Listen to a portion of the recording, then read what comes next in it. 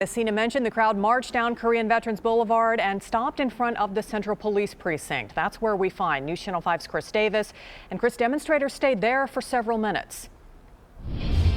They did, Emily. They pretty much enveloped this entire plaza here on Korean Veterans Boulevard. The original plan was for protesters to actually lay down in the street for about 8 minutes and 46 seconds. That, of course, is a reference to George Floyd in Minneapolis for when there was a knee on his throat for that amount of time. They weren't able to do that just because it was so hot out today and the asphalt was especially warm, so they decided to take a knee instead, and this is what that looked like.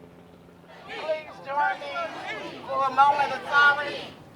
We're going to take a knee for 8 minutes.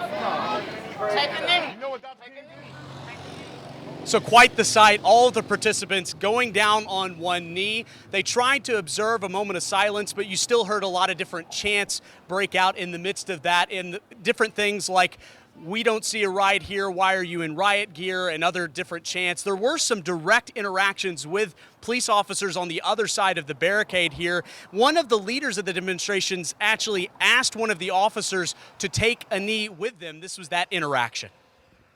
If you will not work with us, if you will not kneel with us, we will be back.